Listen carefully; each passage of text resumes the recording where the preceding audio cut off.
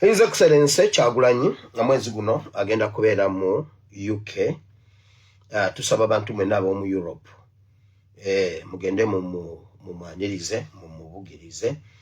Agenda kubeera ku Crystal Palace grounds eyo oba arena oba what nainga ali mu Crystal Palace eyo. Jagenda okubanga abasalako eyo.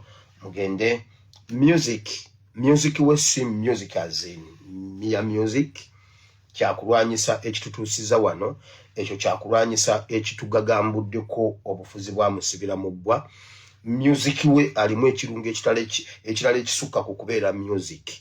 So weno wenkyukakyuka wenayagaliza Uganda emirembe. N'Abafirika ababeetoolodde mu bagambe Abakameruni Abanigeria Abanakenya n'abala mwenna mugende eyo mubeereyo mujjuze ate muwulire n'ebisingakaawo. Abateesi bo Bayuda weebali era bafuba nnyo okulaba nga bakiremesa bakirinnyamu bakirwanyisa naye tetugenda kufokasinga ku Bayuda no tugenda kufokasinga ku kiri ekikulu ekisingakaawo. His Excellency bw'akwata akazindalo okuyimba abatayimba waliwo ekisukkakaawo ekyo kye yatugabanyaako ffenna mugenda yongera okibagabanya buli omu akifuneko. Buli omu tegeeza munno mugule tiketi ng'obudde bukyali naddala mwenna aba Europe nontonule UK naye Europe mwenna kuba musobola okuyita ku train musobola okulinnyawo obunyonyi obw'enjawulo musobola okuvugawo obugaali musobola okuvugawo emmotoka kati wenna ali mu Europe please tukusaba ogende otukiikirire ffe abatasobola bbeerayo eyo mwe mutukiikirire kubanga nange lwe yajja wano nabakiikirira. Nze wamasa abakiikirira era saabaswaza era gundi yonna yajja Masaba yabakiikirira Rashida yabakiikirira Rashida Ibula family ali nabo oyo omuwala oyo Ibula oyo alina enviri enjeru eyo oyo atera okutintinga enviri enjeru omwana natuuka y'essaawa zaalinga 2 ng'oyo omwana ayimiridde waggulu azina n'akuba omuziki nga His Excellency tannaba kutuuka yava ku gundi nga His Excellency atuuse omwana essaawa nga 4-5 ng'ali ku kituuti eyo abakiikiridde. So Europe mugende mutukiikirire mubeereyo kubanga naffe dwe yajja wano twabakiikirira. Waliwo n'abali mu USA nga musobola okuwubayo olubu lw'ekigere kuba munnange muyina obutabo mulyawo mwasalawo tujooga mugende mujoogere eddala ate tunagamba ki tujja kusanyuka nga mukitukoledde kubanga waliwo abalinze okuseka temubaganya okutusekerera. Mukama abawo omukisa. Waliwo bingi nnyo ebiriwo mu ggwanga Uganda kyemmanyi mu birinze waliwo ebiri ku chart ya politics oba ya cabinet ebyo weebiri naye mbabulira ebya cabinet tebinnaba kuggwa saagala kubigenda mu nnyo tebinnaba kuggwa immediately next week mugenda kulaba lishafe endala mu lishafe endala empya ejja Mawuye Prime Minister. I repeat Mawuye Prime Minister bw'ova ku Mawu Abedi Bwanika ali mu cabinet yegenda okujja. Mulimu abantu ab'enjawulo abagenda okujja eyo si yenkome babadde basuula jjinja mu kisaka ku nsonga eyo. Nze ndi ku military side kyovula banga olwaleero nyambadde kyambalo ky'amagye amapya agagenda okujja. Zino esati z'abajjenufe ze tugenda okubanga tuyambala mu Uganda empya. Kino kyambalo kyenvudde nzigira mu kyambalo ky'amagye ng'omwogezi w'amagye nze ndi kuli shafu eri ey'amagye. Ndaba wano comments RO fulani agamba ki RO aliruddawa RA aliruddawa RO ne RA weebali bulungi nnyo era ne wano kwebali nabalabye dda kuba nze mbambalaba kwebali. So kantandike ensonga zaabwe tugende mu kigambo tugende mu masimu tugende mu kigambo kya Katonda. Waliwo bingi nnyo tukedde nga waliwo lishafu ezikoleddwa mu UPDF nga mutabani wa Museveni Kayine Mizimu bamwadde okubeera full CDF okubeera Army Commander. Tugenze okubeera awo nga Mbadi bamujjeyo jjukira Mbadi babadde bakamukwasa ekintu ne tubyogerako tubadde tubyogerako. So mutabani wa Museveni ne bamuwa okubeera CDF. Tubadde tuli awo waliwo amanya gembadde nzijanjogerako. Era bw'obanga gwe ababadde bangoberera temuli surprised mu bintu bino. Emabega kawe ennaku nga 3 emabega najja ne mbabuuza mukimanyi nti tuli mu lutalo. Nazze ne mbagamba nti ba IO bonna babakyusizza mu buli nkambi. IO kitegeeza intelligence officers. Ba intelligence officers bonna babakyusizza bonna. Ono ne bamuzze eno nabo bibagambye. Ne mbagamba enkambi z'amagye ne detach zonna ziri under SFC. Ziri captured okusinzira ku bunene bw'abantu ababadde baliwo bwe mubanga batono ka detach batekawo aba SFC 2 okusinzira ku bungi bwe mubeera okutuuka ku 6 ku 8 ku 10 ku 10 mbadde nakamalo bibagamba ne mbagamba UPDF bagitadde ku standby class 1.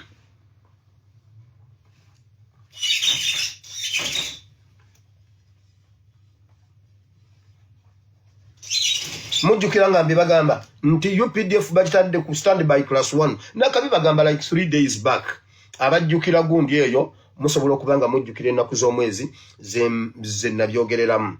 Now mbadde ndabula abantu bano wammanga, mbadde ndabula Mbadi, ndabula Chanda, ndabula Erweru, Sam Okiding, Dick Orum, Katumba Wamala Nerweru.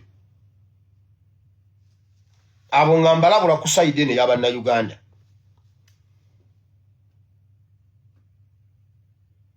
Standby class 1 kitegeeza okubeera ku bulindaala obutasaggaadi. Kitegeeza butasaggaadi mu ghetto. Okubeera alati nti waliwo ekijja kye bayita okubeera standby class 1 mu lulimi olwa UPDF oba olulwanyi oba olw'amagye. Now najja wano nemba kwekulira erinnya lye ekkozi ly'ebikolobero lye bayita Asafu Nyakikulu. Asafu Nyakikulu abadde Kano, mbadde mwogerako nnyo. Asafu Nyakikulu tabadde mukomo mawulire, tabadde wantu wonna. Erinnya lye lyasooka kulabikirako wano ku ASPS Muwire Bible and Politics nga njogera ku Asafu Nyakikulu. Nabalagane ku kifaananyi kye nga yeesabise bulungi nnyo bw'ati mu byambalo by'amagye nga feesi terabika. Asafu Nyakikulu bamukuziza ne bamujja ku Kano, abadde Kano ne bamutufuula Brigadier General. Mutabani wa Museveni, jjukira oyo Asafu Nyakikulu yabadde second in command ku mutabani wa Museveni mu SFC gye bayita Commando Unit. Yabadde second in command. Kati mutabani wa Museveni olumuseetudde nono ne bamuseetula ne bamuleeta nti Museveni atambuza amapeesa aga 2.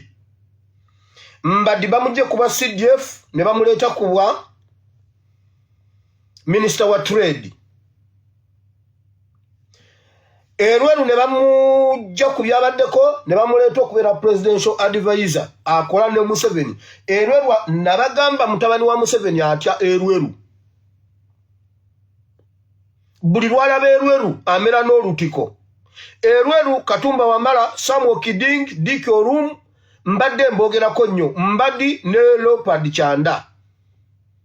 Owulira ebintu bye mbagamba, this is RO fulani atuwaka. Ebintu bye tubagamba mujja genda mubitegeera mpola kubanga ebimu bwe tubyogera mwanayinki omuntu wa bulijjo tasobola bitegeera paka nga bimaze okutuuka. Ennaku ezo nabagamba bali mu kunoonya RO fulani yani bamutaddeko obukadde 10 omuntu senga babulira RO fulani. Kati wulira abantu abamu be basimbamu olukongolo okubeera bo be bano. Erweru ali demoted right now. Femu maje ali demoted. Sam Okidingi bamuleese ne bamuteeka okumyuka mutabani wa Museveni. Nti mutabani wa Museveni ye CDF ono bamuleese okubeera omumyuka we. Erweru ne bamuteeka mu ofisi ya Museveni, advisor wa Museveni. Okitegedde kati eno sawa ya kunyiga mapeesa. Museveni atambuza amapeesa 2.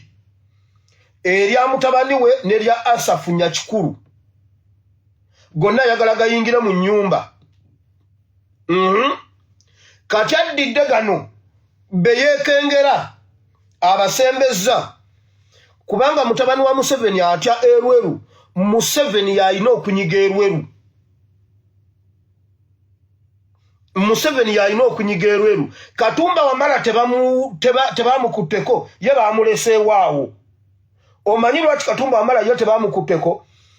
Bamugezaako n'abalema ye bamuleseewo tebamwogeddeko. Tebamukutteeko eri mu magye oba neeno kuba sinaba kugenda nnyo mu byagundi eno lisafu eno ey'abaminisita sinaba gigendamu naye ye tebamukutteeko kubanga luli yabalema ye bamulesaawo balina kye bamubalira naye nga naye ali ku tageti. Nagamba mbaddi nti oli munnayuganda kyokola kikole mangu mumanya amatono g'olinamu kikole mangu. Bamuseesetudde bamuleese eno mu politics bamuleese mu ministry. Buli muntu Museveni gwabadde ayagala okutta okuva mu magye amukola bw'atyo. Buli muntu gwe batya bamuleeta ne bamwesembereza wano. Bayita Lokeki ne bamujja Somalia ne bamuleeta wano e Kampala ne bamwesembereza. Bwe bamwesembereza ne bamuteeka mu poliisi ne bamunyiga kuba yali alina okuwanga lipooti buli ssaawa buli lunaku alina okukola bw'ati ne bamwesembereza ne bamunyiga. Kati abantu abali mu matigga mu Uganda be bano. Katumba Wamala tebamwogeddeko naye ye 001.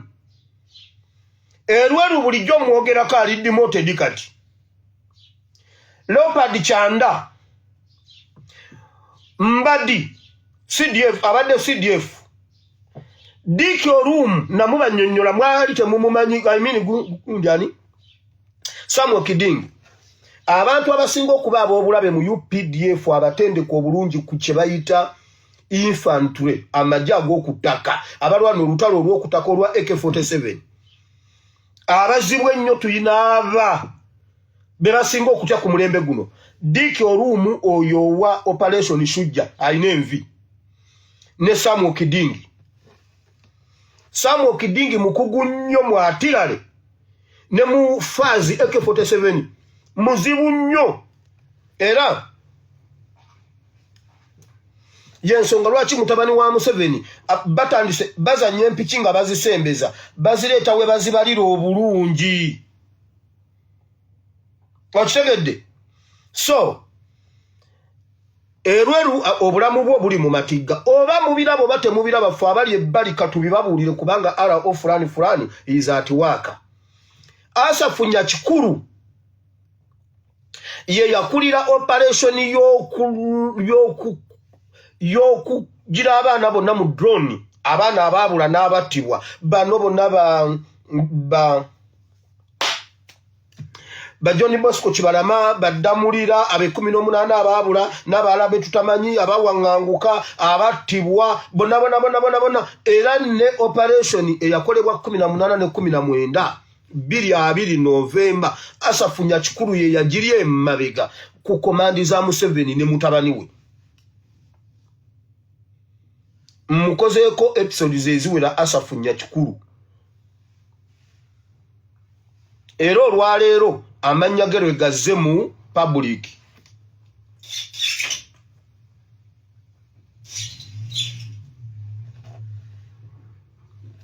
Amanya gerwe gazze mu public. Now, ekyo kye kitegeeza Museveni ali mu kutambuza empiki ze bbiri nti ateekateeka Muhoozi okuba president Asafu Nyakikulu akontaininga amagye. Olwaleero lonna before nga sinajja ku flashlight tubadde mu nsonga ezo ne after nga bwenteekateeka programu eno tubadde ku platforms ez'enjawulo ezaffe ez'omunda eza UPDF n'awalala enkambi zonna.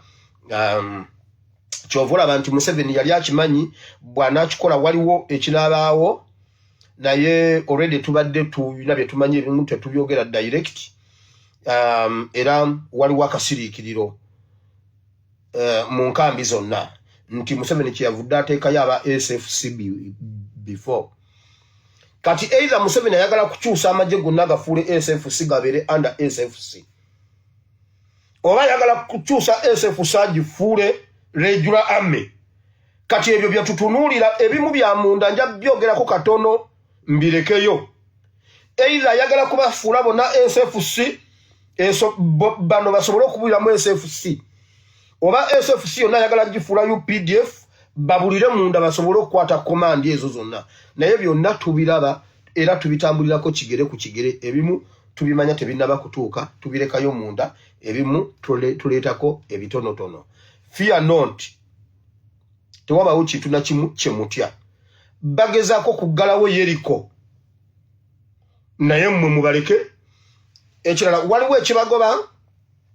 Ebintu bino biri wakati Samuel Kidingi mmaze okumubuuja Mbadi ne bani bonna mbamaze. Nti waliwo abantu batya nga Museveni awulira obulamu bugenderera akoye munafunafu naye alina amapeesa galina okujjawo okukiriyalinga ekkubo kulwa mutabani we. So kati baagala babeere babiri buli omwanyige gwanyiga babakiriyalinge mangu nga basobola okukontaininga amagye ne bannayuganda. Era bano abantu abamu ku bo essaawa yonna basobola okunyigibwa. Ku bo kuliko Katumba Wamala Diki Olumu newankubadde nga tebaboogeddeeko. Erweru gwe basinga okutya bamutadde wa Museveni y'abaamunyiga. Samuel Kidingi mutabani we y'abaamunyiga. Kubanga Samuel Kidingi kibavudde kubanga amagye tu respectinga nnyo ranka. Ne bwoba munene nnyo ne bwoba mugezi otya ranka ekuli waggulu ogi respectinga. Kati kwe kuleeta ono Samuel Kidingi abeere nga alipotinga buterevu ewa Muhoozi. Kati balina mumanyiza meeting eza buli kadde okulipotinga okola kubanga ye second in command oyina okuwuliriza ennyo command eziva waggulu okujjewuwo. So kati ayina okukakkaniraawo wakati mu kubanga babadde tebamurespectinga. Kati Museveni akakaaba amagye bonna ba high ranking officers bani ababadde beefuula ba senior kati bayina okukakkana olw'ekitiibwa ekyo ekyamagye ekyo. Kati Samuel Kidingi ayina okukakkaniraawo bakimumanyize oluvannyuma anyigibwe. Ye Museveni anyige Erweru kubanga omwana atya nnyo Erweru. Katumba Wamala ye tebamukuteeko naye ali under surveillance. Diki Olumu tebamukuteeko ali under surveillance. So abantu kati ab'okwekengera ennyo mu magye mutabani wa Museveni asafunya kikulu. Waliwo timu endala eyo Muhanga Kayanja oyo yesi waffe si wa bannayuganda temutawaana era ye talina sireeti yonna obulamu bwe tebulina sireeti yonna. Ba Erweru sigamba nti baffe naye bannayuganda ddala abatukoze ebikolobero nti nze mbadde nze kyendi mu kugobera kyenjagala. Erweru bw'atakola kino ekyokugjawo bano abasajja bo bagenda mumugjawo bayinza n'omumugjawo mu nnaku 2-3 okuva kati. Emabega eyo nabagambako ndowooza omwezi tegunnawera nti mu magye mulinde promotions, mulinde demotions, mulinde eliminations, assassinations. Mujjukira nga mbyogera ebintu ebyo kati olwaleero tubituuseemu. Ekyo nkimaze. So njagala olunaku lumu nkwate Erweru jeke mutwale Kasese mu Uganda empya. Mutwale Kasese abantu be Kasese gwakiri buli muntu ambe mu kiboke emwemu tumusonyiwe naye nga tumubonereza ku bye yatukola. Naye ne Museveni ekimugoba tayagala kuleka Erweru. Kati waliwo omuzannyo ogutambulira ku Erweru awo.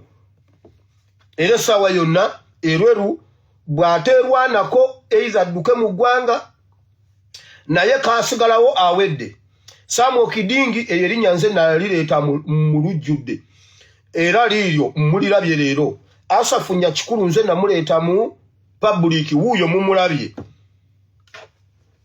Fulani at work. Solution ya kino sisobola gyogera wano. Kakati njogere. Nze bwe naba Zambia emabega mujja kumanya ekiriwo. Lwaki Mbadi avuddeko bamugjeeko? Waliwo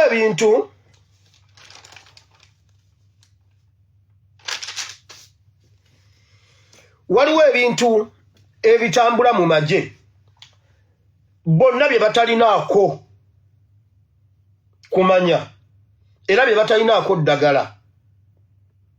wulira munaku ntono nnyo emabega waliwo emmundu eziyitibwa RPG emmundu 9 zaabula Kabaale emmundu 9 eziyitibwa GPMG RPG emmundu 9 zaabula emmundu 9 ziba za kabula eza RPG emmundu 6 ze bayita PK ne zibula zaabula mu nkambi ye Ajumani emmundu 6 ne zibula mujjukira amasasi agabula Katuugo najja nenga bagamba ne gabula n'ebiralalala kati waliwo ekintu ekitambula kye batamanyi ekibalebye okutegeera kye basuubira oba bambaddi bakimanyi naye ate ne bambaddi nga tebakimanyi so kati kwe kukwata bayanguwe mangu kye basuubira okubanga kwe kukigema mbaddi aveewo bamusindika eno ayinza okubanga abaliira munda ennaku ezo tutwafunyeko oluvuvumo nti mbaddi yabadde ayagala wamba gavumenti kati ebintu ebyo waliwo technicalities nnyingi eziriyo now emmundu zino bwe zimala okubula byebimu ebyavuddemu bagamba mbu waliwo abayeekera abakulirwa simanyi takubiru aruwakabu simanyi aruwatabu byonna byakuteebereza tebamanyi kirimu kitambula amagye tegammuka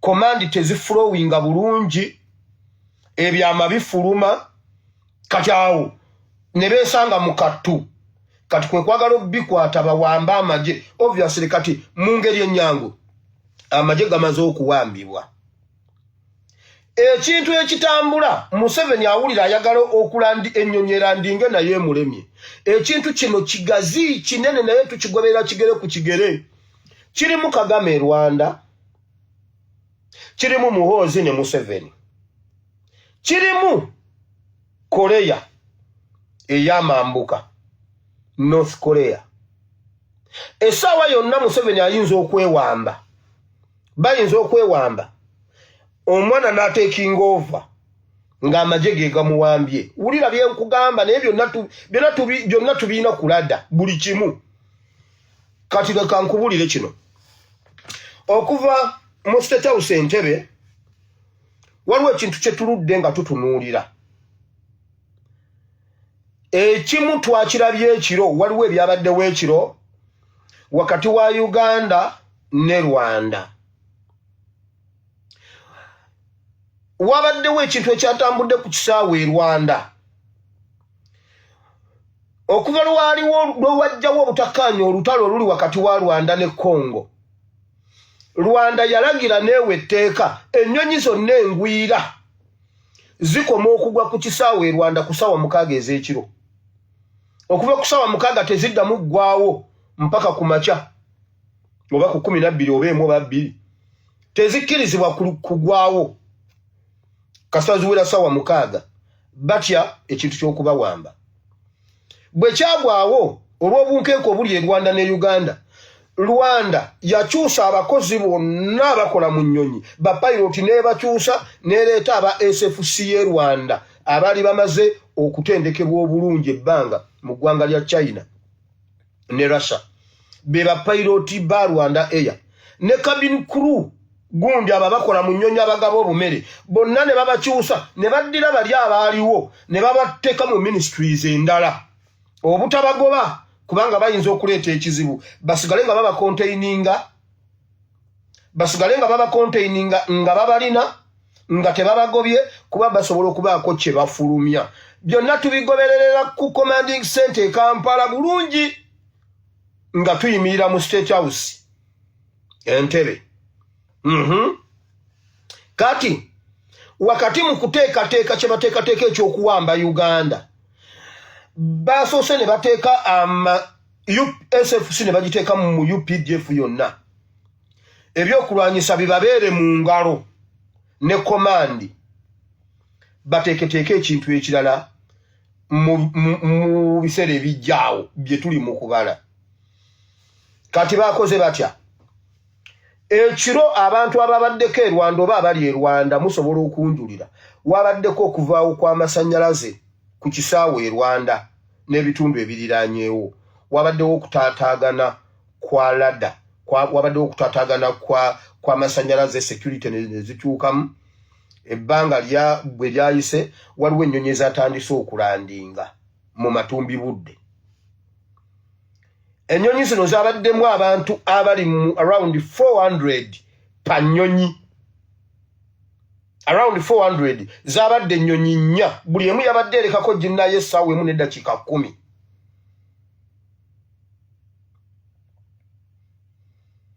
Zabadde zigwa nga emu erekako ginnayo essaawa emu n'eddakiika 10 nga n'endala egwa, essaawa emu n'eddakiika 10 nga n'endala egwa, essaawa emu n'eddakiika 10. Zabaddeko abantu, zabaddemu abantu like 400.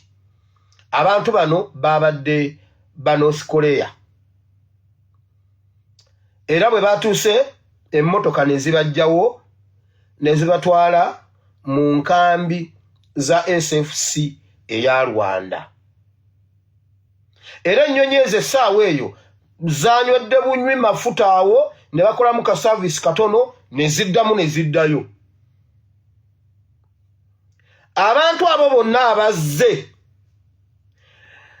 olwaleero basiibye mu nkambi za SFC e Rwanda ku screens ennene kuba bagenze babagabanyamu. Basibye ku screens ennene nga babalaga maapu ya Uganda buli awali ekintu. Mugenda beera wano bwe buva wano okuyingira Uganda bagenda kuyingirira ku ttaka.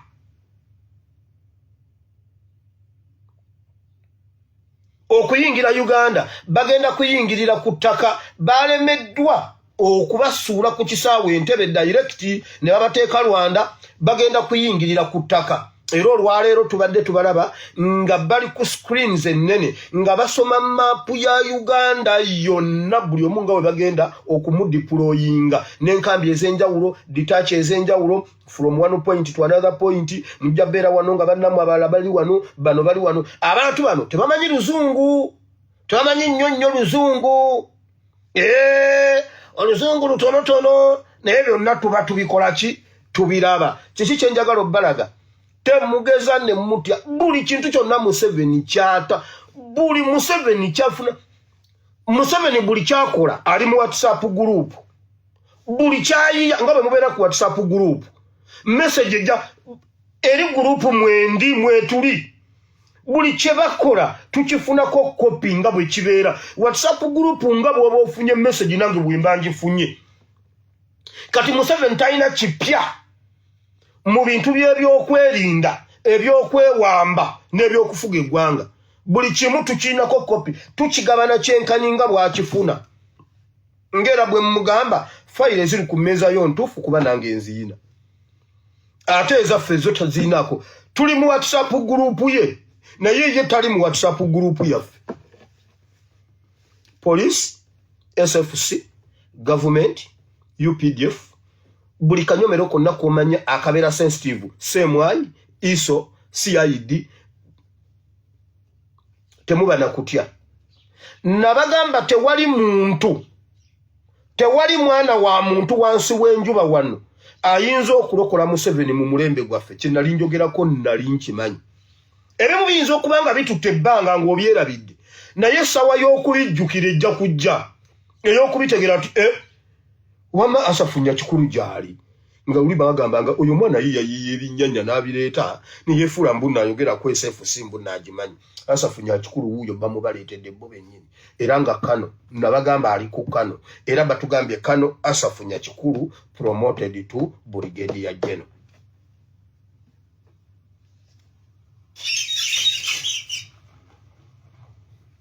Byebyo nno bannayuganda mutandika okuzibula amaaso.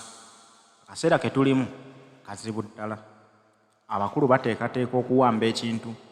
Omwami Museveni alabika nti ye ekintu akizitoowereddwa. Anoonya wakiwummuza tannalaba. Anoonya butya bwakikwasa omwana w'emirembe talabawo, kubanga bangi abakyesunga nga bali munda babadde bakola ne Museveni naye nga nabo bawulira bakyetaaga okkikwatamu. Yeebuuza nti banaamukkiriza okkikwata. Ye ate bwe tugenda mu kalulu nti agire ku ballot paper, ani anaamulonda? Bannayuganda nga baamuzira mangu.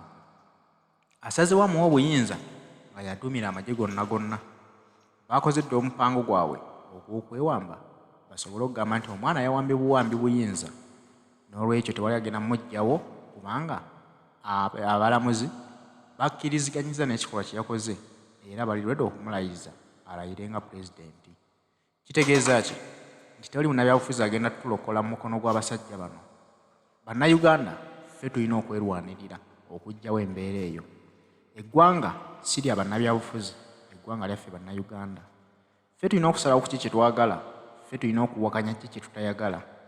Kitegeeza ke kaseera bannayuganda tuwanirire eggwanga lyaffe kubanga omwana bw'alikwata bw'ati mu 5 naye jjukira aba ateekateeka ate mutabani we kuba naye akuze. Tugenda kutambulira mu layini yaabwe. Eggwanga lyaffe nga nalyo bwe lisaanawo. Minsoni za taata w'omwana ono n'omwana zagenda okutambulirako ate naye akule nga training owuwe era alina kutambuza minsoni ze ezimu paka bolo wanaggusa ekyawe. Bannayuganda tubeere mu kuyagga. Bwe mbagamba bulijjo bwe tubagamba ne tubakubira omulanga ne tubagamba bannange mututaase muyimirire naffe.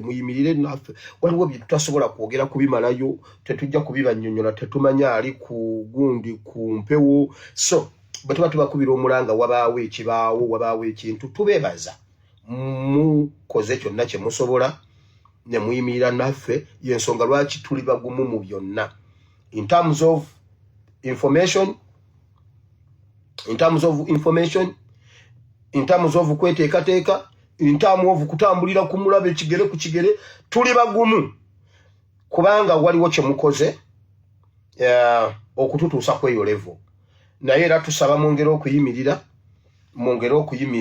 naffe mu mbeera yonna. Obulumi bungi, ebigambo bingi, dawuti nnyingi nnene, naye temuggwamu maanyi. Mwongere okuyimirira kubanga mmwe maanyi gaffe. Buli lwe mubeera amaanyi g'abaana bammwe ne bamanya nti gye muli, buli lwe batunula ne waga nti mbadde naakagira bwe nti nenkira bwe nti baddamu amaanyi ne bamanya nti emabega waabwe bannayuganda gye bali. Museveni ateekateeka okudisaminga UPDF okubajjako emmundu mu process eno, byonna tubimanyi. Ateekateeka okubadisaminga, ebibeerawo bibeerewo nga balinga bantu ba bulijjo. Ekyo nakyo kinogeddwa eddagala. Solution weeri. Fear not. We tuli tetunaba kutuuka gye tulaga, naye ne we tuli tetwasuubira nti tujja kutuukawo. So mubeere bagumu. Nga mwe mukyali mu politics wammwe ono Wampuuga yalidde ono wa gundi ono nammwe mutwale owammwe oyo mumubeeremu kubanga politics alina levels ez'enjawulo. Naye waliwo ne politics ono naye tuli bagumu era tutambula kigere ku kigere. Mbasaba mwongere okuyimirira naffe, mbasaba mwongere okubeera ab'amaanyi, mbasaba mwongere okubeera abavumu. We tuli tugenda kuyitawo mu linnya lya Yesu. Bingi nnyo byennyina ebyokugera ku nsonga ezo, naye Friday lunaku lwammwe n'obudde buubuno bugenze maama nnyabo nfudde ekigambo.